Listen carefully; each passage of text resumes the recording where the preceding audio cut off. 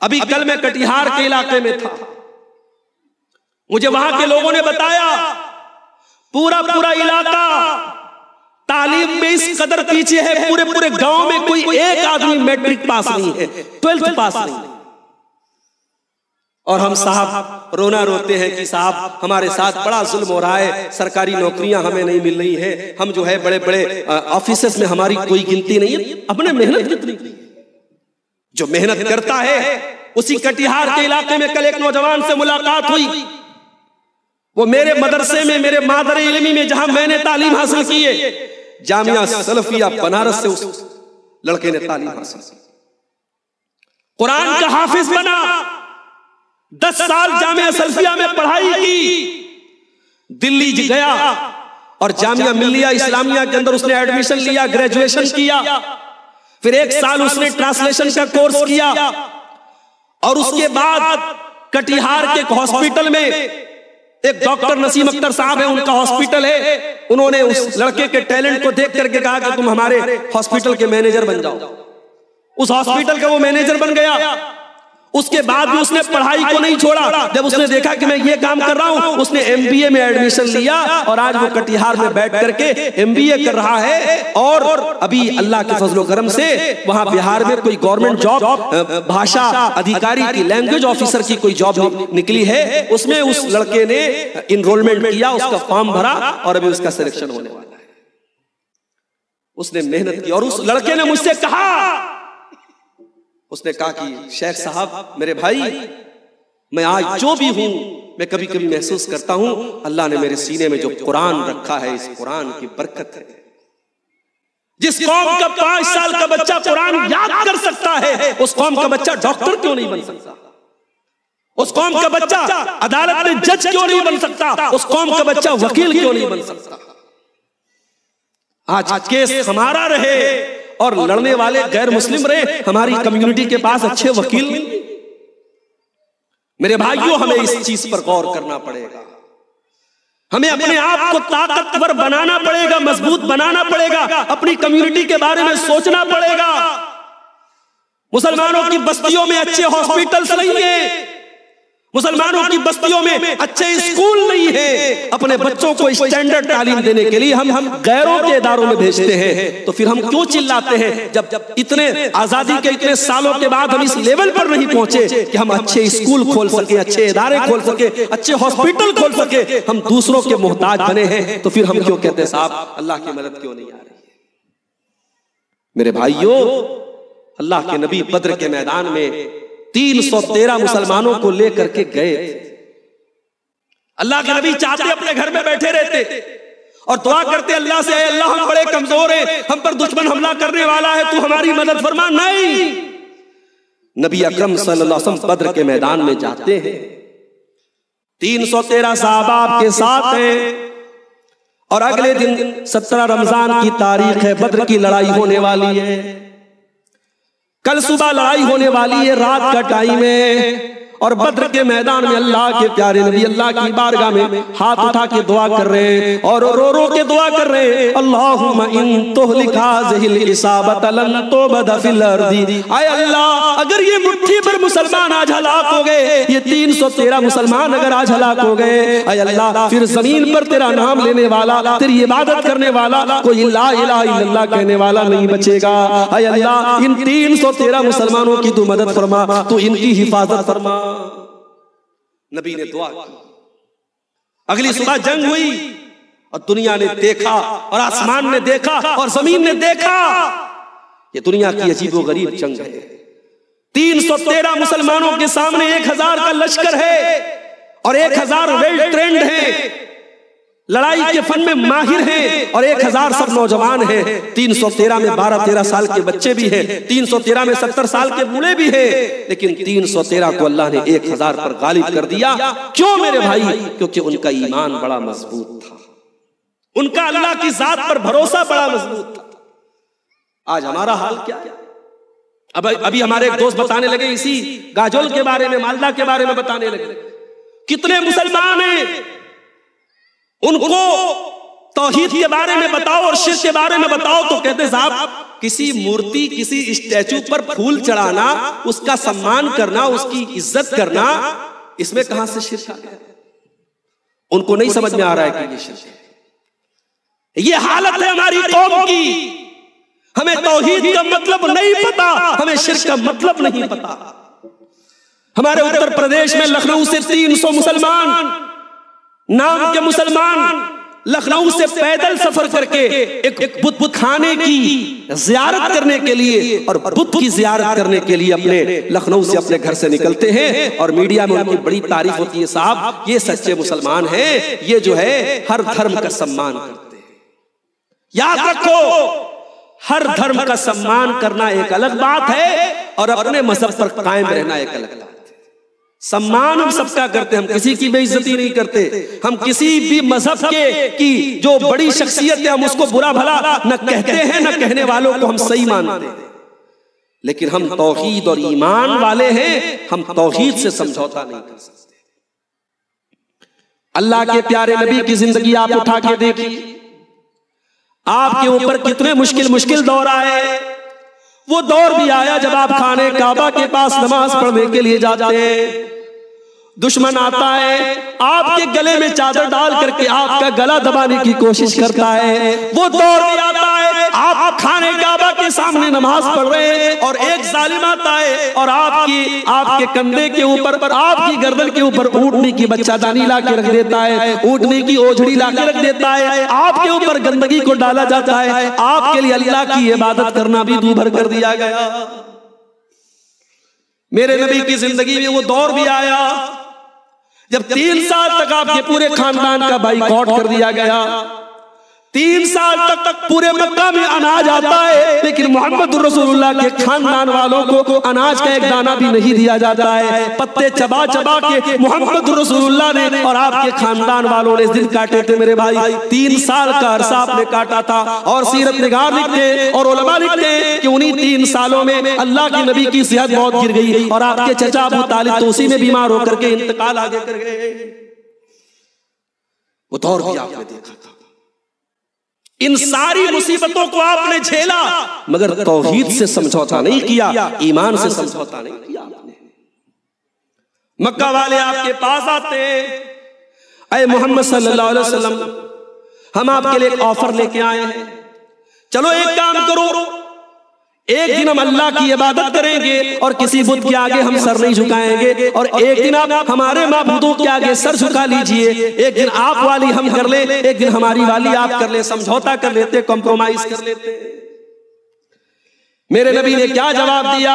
कुल या अय्युहल काफिरून ला आबुदु मा ताबुदून वला अंतुम आबिदून मा आबुदु वला अना आबिदुम मा अबदतुम वला अंतुम आबिदून मा अबुदु लकुम दीनुकुम वलिय दीन। ऐ काफिरो, ऐ अल्लाह का इनकार करने वालों, ऐ मेरी रिसालत का इनकार करने वालों, जिसकी इबादत तुम करते हो उसकी इबादत मैं नहीं कर सकता, और जिसकी इबादत मैं करता हूं उसकी इबादत जब तक तुम शिर्क कर रहे हो उसकी इबादत नहीं कर सकते।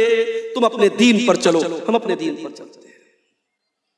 आज हमारा मुसलमान तौहीद को छोड़ रहा है मेरे भाई, और दर्द तो तब होता है और तकलीफ तो तब होती है और पीड़ा तो तब होती है जब किसी मदरसे का पढ़ा हुआ लड़का, किसी मदरसे की पढ़ी हुई लड़की के बारे में हम सुनने साहब वो मुर्तद होती। अभी सुना होगा आपने, हमारे यूपी के बरेली से एक न्यूज आई, मदरसे में 8 साल पढ़ने वाली लड़की मुर्तद हो गई। बिहार के अररिया से एक न्यूज आई, बिहार के अररिया से एक न्यूज आई कि एक ऐसा लड़का, एक ऐसा नौजवान जो 10 साल मदरसे में पढ़ता है, फिर मक्का में पढ़ता है, मदीना में पढ़ता है, वो किसी गैर मुस्लिम लड़की से शादी करने के लिए मुर्तद हो जाता है और इस्लाम को छोड़ देता है। हमारा ईमान इतना हकीर हो गया, हमारा दीन इतना सस्ता हो गया, हमारा दीन इतना हल्का हो गया। किसी ने आई लव यू बोल दिया, किसी ने मोहब्बत का इकरार कर लिया, किसी ने फेसबुक पर डोरे डाल दिए और हमारी बहन भटक गई, हमारी बेटियां भटक गई, हमारे लड़के भटक गए। इतना कमजोर तो हमारा ईमान नहीं था मेरे भाई। हमारी तारीख और हमारा इतिहास इतना कमजोर तो नहीं रहा। हमने तो तारीख में बिलाल को देखा है। बिलाल हैंडसम नहीं है, बिलाल बहुत खूबसूरत नहीं है, गोरा चट्टा नहीं है, बिलाल काले हैं, बिलाल हबशा के रहने वाले हैं, काले कलूटे हैं बिलाल।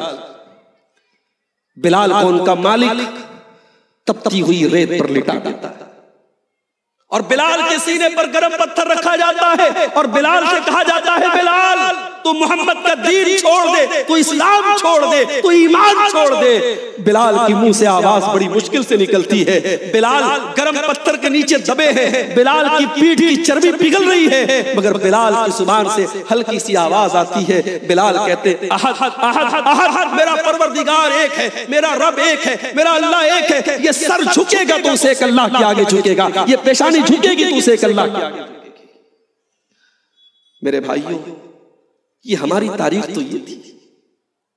मेरी माँ और बहनों, कभी मौका मिले फेसबुक की रील्स देखने से और इंस्टाग्राम के और जो है फेसबुक के वीडियो और शॉर्ट्स देखने से अगर फुर्सत मिले तो कभी अपने नबी की सहाबियात की जिंदगी भी उठा के देखो, उन्होंने कैसी जिंदगी गुजारी थी।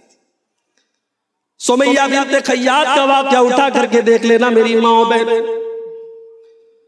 उनका जवान बेटा अम्मार भी सामने है, उनका शौहर यासिर भी सामने है और अबू जहल कहता है, ऐ सुमैया अगर तूने इस्लाम को नहीं छोड़ा, तूने मोहम्मद रसूलुल्लाह का दीन नहीं छोड़ा, ऐ सुमैया तेरे जवान बेटे के सामने तुझे नंगा कर देंगे, तेरे बदन के कपड़े उतार लेंगे।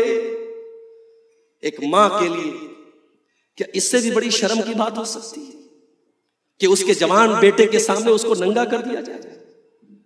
सुमैया तेरी अज़मत पर मैं कुर्बान जाऊं, सुमैया तेरी इस्तिकामत पर मैं फिदा हो जाऊं, सुमैया तेरे ईमान पर मैं कुर्बान हो जाऊं। सुमैया ने कहा, अबू जहल तुझे जो करना हो कर ले। सुमैया अपने नबी के दीन को छोड़ने वाली नहीं। चश्मे फलक ने यह मंजर भी देखा कि एक बूढ़ी औरत के बदन के कपड़े उतार लिए गए, उसके जवान बेटे के सामने उसे नंगा कर दिया गया। सुमैया ने नंगा हो जाना गवारा कर लिया, ईमान को नहीं छोड़ा मेरे भाई, तौहीद को नहीं छोड़ा। फिर अबू जहल ने नेजा उठाया और बड़ी बेदर्दी से और बड़ी बेशर्मी से और बड़ी बेगैरती से उस बूढ़ी औरत का खात्मा किया। मेरे भाइयों, उस औरत ने जान दे दी, अपना खून कुर्बान कर दिया अल्लाह की राह में, मगर तौहीद और ईमान को नहीं छोड़ा। आज तो चंद टकों में ईमान बिकता है, चंद टकों में इस्लाम बिकता है। बड़ा नाजुक दौर है मेरे भाई।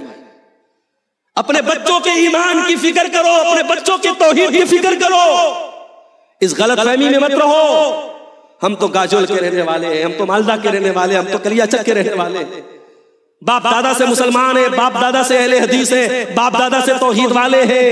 आने वाली नस्ल का क्या होगा आप नहीं जानते मेरे भाई। अपने बच्चों की तौहीद इतनी मजबूत करो, उनका ईमान इतना मजबूत करो, दुनिया की कोई ताकत उनके ईमान को छीन न सके मेरे भाई। अरे हम क्या और हमारी औकात क्या? जब इब्राहीम अलैहिस्सलाम जैसा पैगंबर दुआ करता है, जब अपने बीवी बच्चे को छोड़ के इब्राहीम अलैहिस्सलाम जाने लगे मक्का में, तो क्या दुआ करते हैं? वइज़ क़ाल इब्राहीम रब्बि जअल हाज़ल बलद आमिना वज्नुबनी व बनिय अन नअबुदल अस्नाम। इब्राहीम अलैहिस्सलाम दुआ करते हैं, अल्लाह मेरे बच्चों को, मेरी औलाद को तू शिर्क से बचाना, बुत परस्ती से बचाना। आय अल्लाह मेरी औलाद कभी गैरुल्लाह के दर पे सर न झुकाए, किसी बुत के आगे सर न झुकाए। आय अल्लाह मेरी औलाद की अकीदे की हिफाजत करना, मेरी औलाद की तौहीद की हिफाजत करना।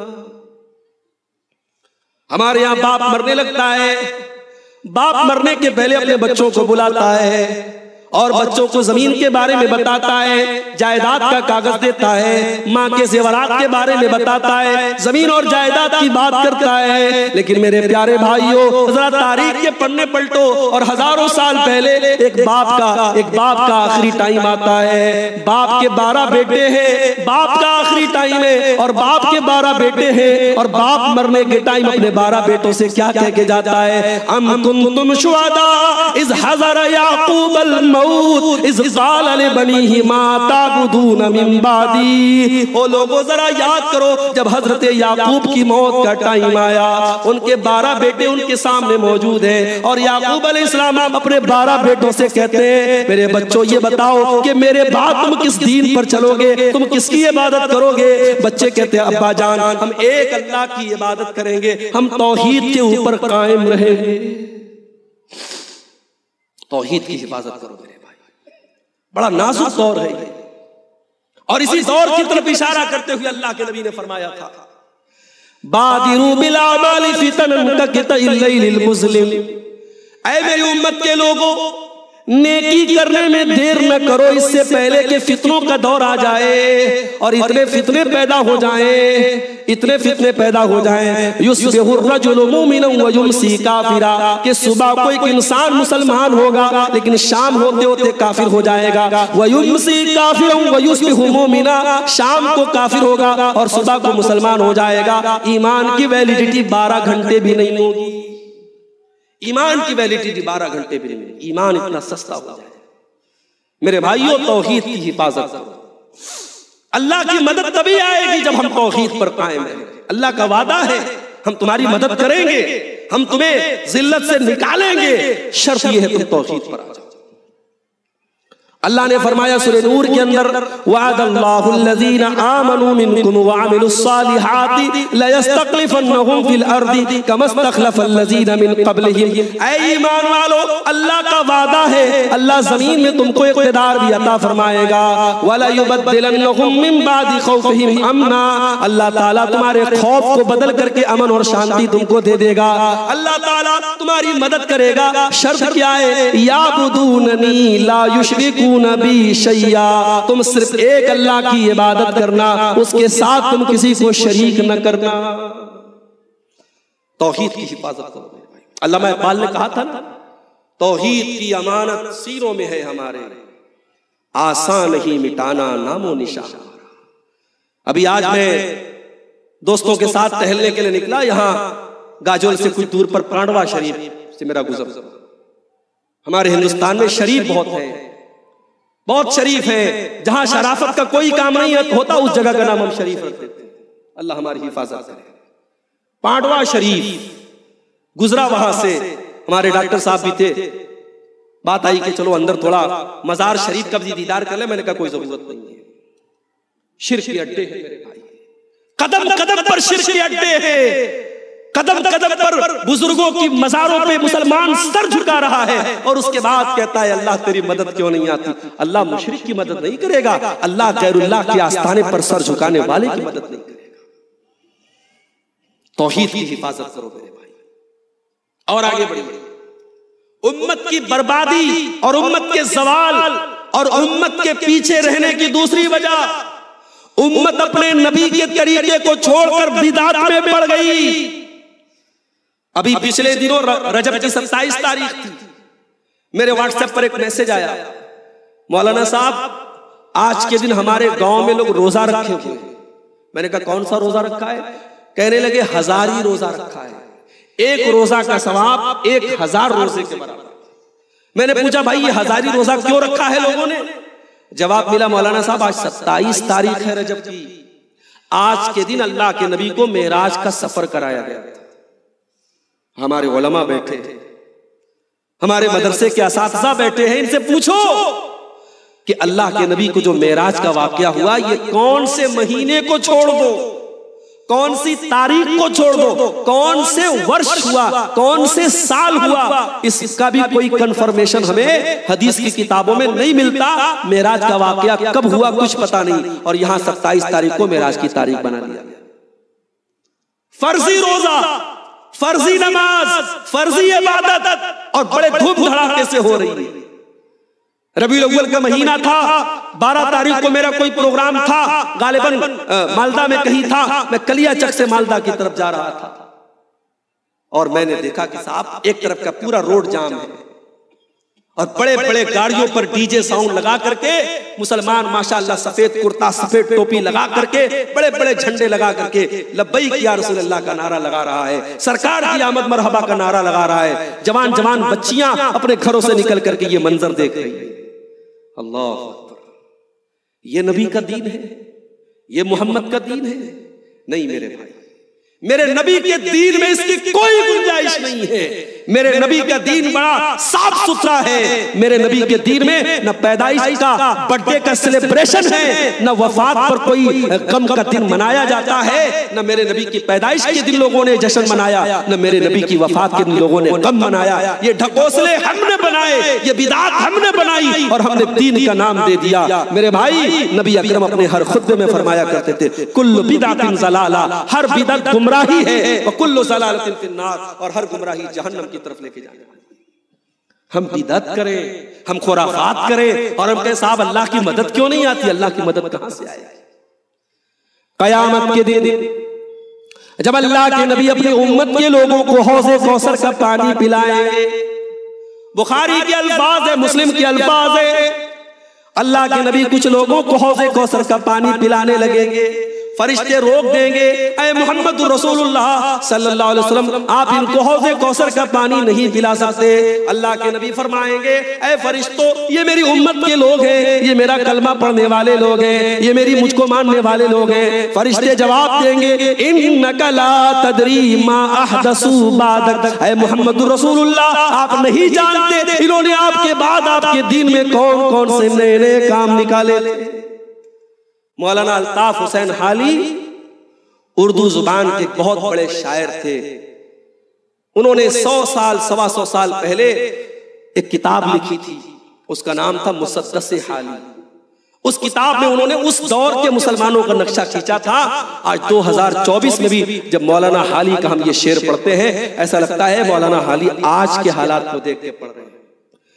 करे गैर गर बुत की पूजा तो काफिर, कवाकिब में माने करिश्मा तो काफिर, झुके आग पर बहरे सजदा तो काफिर, जो ठहरा ए बेटा खुदा का तो काफिर, मगर मोमिनों पर कुशादा है राहें, परस्तिश करे शौक से जिसकी चाहे, नबी को जो चाहे खुदा कर दिखाए, इमामों का रुतबा नबी से बढ़ाए, मज़ारों पे जा जा के नजरें चढ़ाए, शहीदों से जा जा के मांगे दुआएं, न तौहीद में कुछ फर्क इससे आवे, न इस्लाम बिगड़े न ईमान जावे।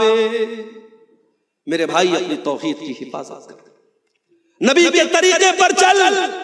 नबी ने जो तरीका हमको दिया है वो सेफ रास्ता है, वो सुरक्षित रास्ता है, उसी पर चल करके नजात मिलेगी। अपने आप को बिदअतों से बचा ले, अपने आप को बिदअतों से बचा लो मेरे भाई, और नबी के तरीके पर चलो, तब अल्लाह की मदद आए। अल्लाह की मदद क्यों नहीं आ रही है? क्यों मुसलमान बर्बाद है? तीसरी वजह, आपस में हम लड़ रहे हैं। मेरे नजदीक जो गलत था, कब्र पर सजदा करना गलत था, मैंने बयान किया। बिदअत करना गलत था, मैंने बयान किया। उसके बावजूद कभी मैंने ये तकरीर में नहीं कहा कि फला फला मसलक वालों से तुम सलाम मत करना, मुसाफा मत करना, उनको दुश्मन समझना। ये मैंने न कभी कहा है, न मैं कहूंगा, न हमारे स्टेज से ऐसी दावत दी जाती। हम कहते ठीक है, कोई अपने आप को बरेलवी कह रहा है, कोई अपने आप को देवबंदी कह रहा है, हम अहले हदीस है, ये इख्तिलाफात है, हम इनको दलील की रोशनी में हल करेंगे। मगर जब मसला ईमान का आएगा, जब मसला इस्लाम का आएगा, हम दूसरों के सामने एक हो जाएंगे। आज क्या हो रहा है? डॉक्टर जाकिर नायक पर मुसीबत आई, सोशल मीडिया पर एक बड़े वर्ग ने, बड़ी तादाद ने जश्न मनाया कि चलो डॉक्टर जाकिर नायक पर मुसीबत आई, उनको देश छोड़ के भागना पड़ा, बहुत अच्छा हुआ, लोगों ने खुशी मनाई। जमात अहले हदीस के किसी आलिम पर कोई मुसीबत आई, लोगों ने खुशी मनाई। मौलाना कलीम सिद्दीकी मुजफ्फरनगर यूपी के रहने वाले, उनको अरेस्ट किया गया, गिरफ्तार किया गया, मुकदमा चला, कितने दिन वो जेल में रहे। उनके मुखालिफ फिरके वालों ने जश्न मनाया कि साहब चलो दूसरी जमात का आलिम पकड़ा गया। हमें तो बड़ी खुशी की बात है। और आज हाल के दिनों में हमने देखा कि मौलाना मुफ्ती सलमान अजहरी, जो बरेलवी मसलक के बहुत मशहूर आलिम और मुकर्रिर हैं, उनको पुलिस ने एक बयान की वजह से गिरफ्तार किया। हमने तो नहीं जश्न मनाया। हमारे किसी अहले हदीस आलिम ने, किसी अहले हदीस ने जश्न नहीं मनाया, खुशी नहीं मनाई, और ना हम मना सकते हैं। हमने कल भी कहा था और आज भी कह रहे हैं, जहां जुल्म हो रहा हो, जहां अत्याचार हो रहा हो, जहां गलत हो रहा हो, ये मत देखो हमारे मसलक का आदमी है कि नहीं है, हमारी पार्टी का आदमी है कि नहीं है, हमारी जमात का आदमी है कि नहीं है। जुल्म के खिलाफ रहो, सच्चाई के साथ रहो। हमने हमेशा ये आवाज दी है मेरे भाई। कब तक लड़ते रहेंगे आपस में? कब तक मसलक के नाम पर बंटवारे करेंगे?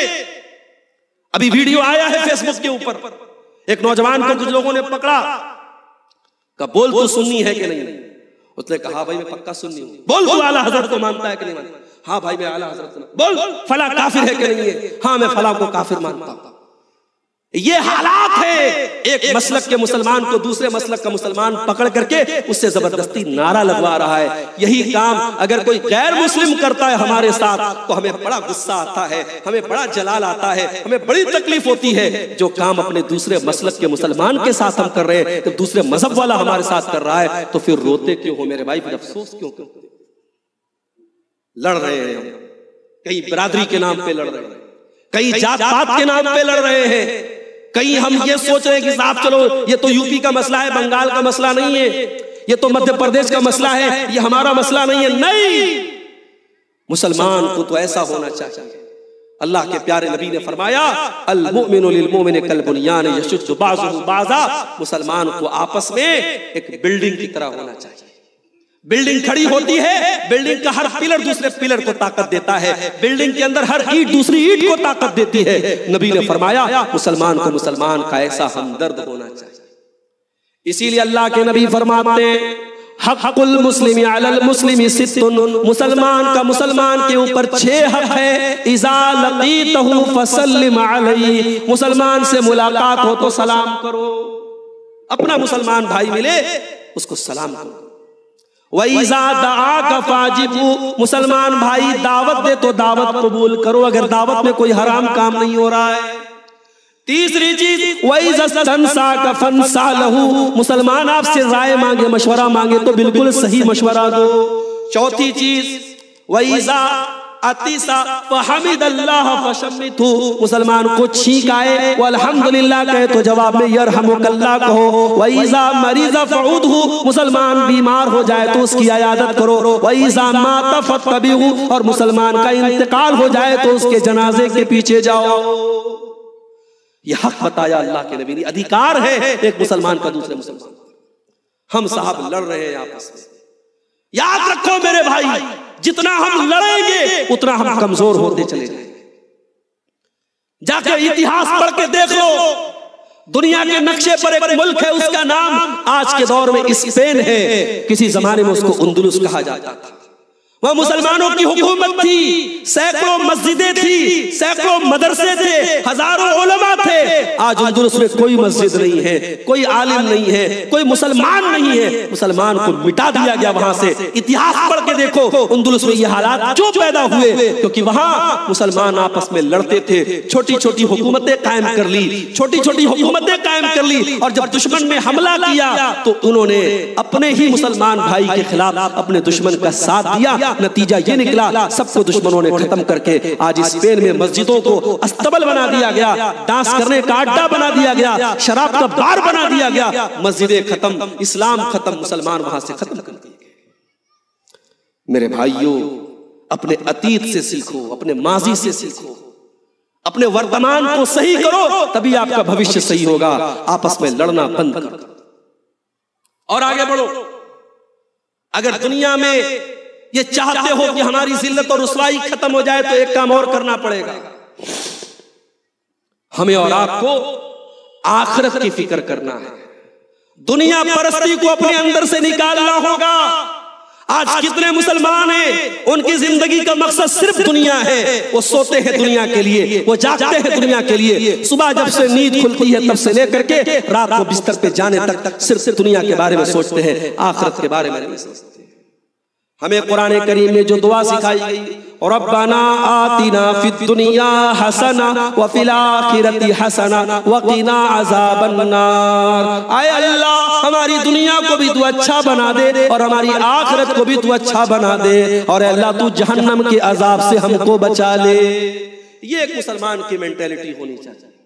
हमें आखिरत की चिंता होनी चाहिए, दुनिया में कितने दिन रहना है? 50 साल, 60 साल, 70 साल, उसके बाद तो मर जाना मेरे भाई। नौजवान ये सोचता है साहब अभी तो जवानी है, गुलछर्रे उड़ा लो, मौज मस्ती कर लो, क्या पता जवानी के बाद बुढ़ापा तुझे नसीब होगा कि नहीं होगा।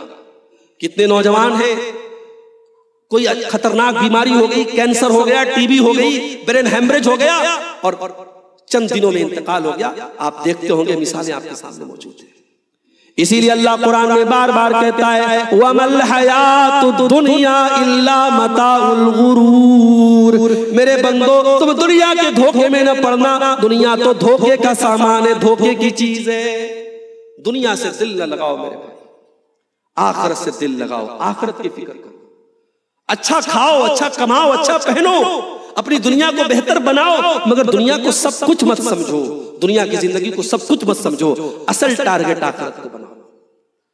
इसीलिए अल्लाह कुरान में कहता है, अल्लाह कुरान में कहता है कि तुम दुनिया में रह करके आखिरत की तैयारी करो।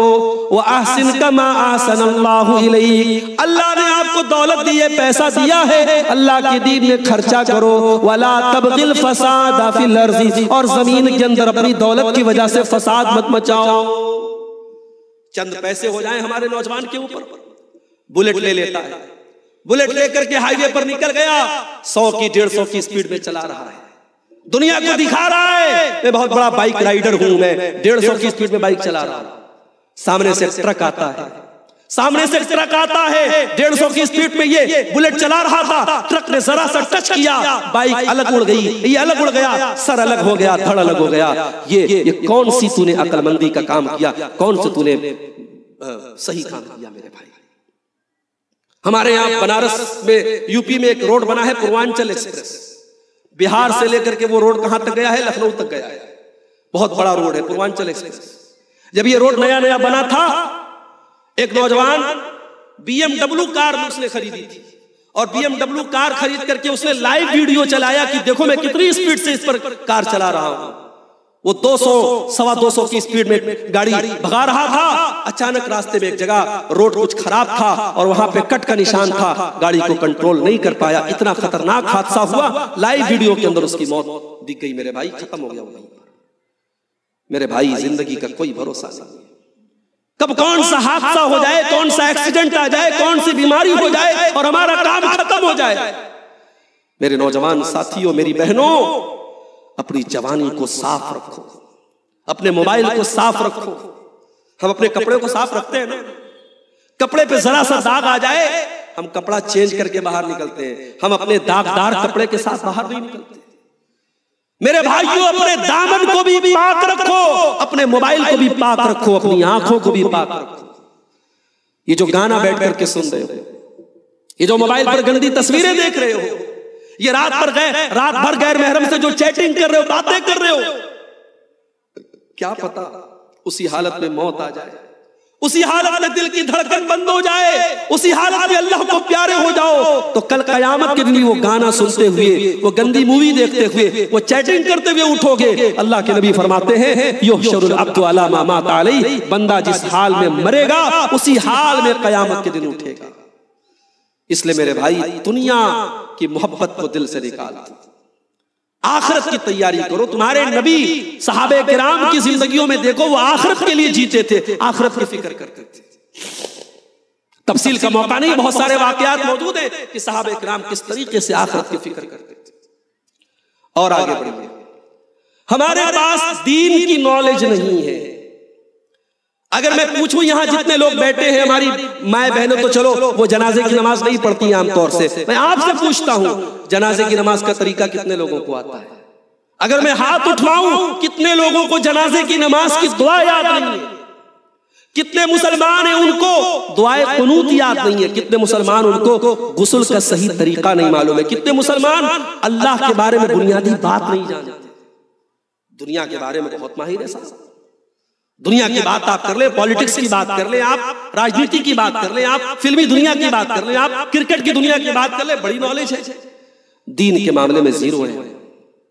मेरे प्यारे साथियों, अल्लाह कुरान में कहता है यअलमून ज़ाहिरम मिनल हयातिद दुनिया व हुम अनिल आखिरति हुम गाफिलून। ये बेईमान लोगों की निशानी है, ये काफिर की निशानी है, ये मुशरिक की निशानी है कि वो दुनिया के बारे में बड़ी नॉलेज रखता है लेकिन आखिरत के बारे में कोई नॉलेज नहीं रखता। इस आयत की तफसीर में इमाम हसन बसरी कहते हैं कि बाज लोग इतने माहिर होते हैं कि अपने नाखून पर रख करके सोने का सिक्का वो सोने के सिक्के का वजन बता देते हैं, मगर 2 रकात नमाज पढ़ने का तरीका उनको नहीं आता। मेरे भाइयों, आज हालात यही है, हम दीन के नाम पर बिल्कुल जीरो हैं। जब हमें दीन की कोई जानकारी नहीं है, साल में एक जलसा होता है एंटरटेनमेंट के तौर पर, मनोरंजन के तौर पर, तफरीह के तौर पर हम आए, थोड़ा घूमा, थोड़ा फिरा, थोड़ा दुकान से कुछ खा लिया तो 2-4 घंटा पिंडाल के नीचे बैठ गए, एक कान से आलिम का बयान सुना, दूसरे कान से उड़ा दिया, फिर घर चले गए। दीन ऐसे नहीं सीखा जाता है मेरे भाई, दीन किसी उस्ताद से सीखा जाता है। दीन के जो प्रॉपर तरीके हैं सीखने के, दीन आप सीखिए, दीन के बारे में जानिए, अपने उलमा से कांटेक्ट कीजिए, अपने उलमा से पूछिए और दीन की बेसिक नॉलेज हासिल कीजिए। सिर्फ अब्दुल गफ्फार साहब का काम नहीं है, सिर्फ मौलाना मदनी साहब का काम नहीं है, ये हमारे उलमा का काम नहीं है। सिर्फ दीन की बेसिक नॉलेज हम सबको हासिल करना चाहिए। आज हालात ये है, दीन की जानकारी न होने की वजह से हमारे नौजवान को जहां जो लेके चला जा रहा है वो उधर की तरफ चला जा रहा है और बर्बादी के रास्ते पर जा रहा है।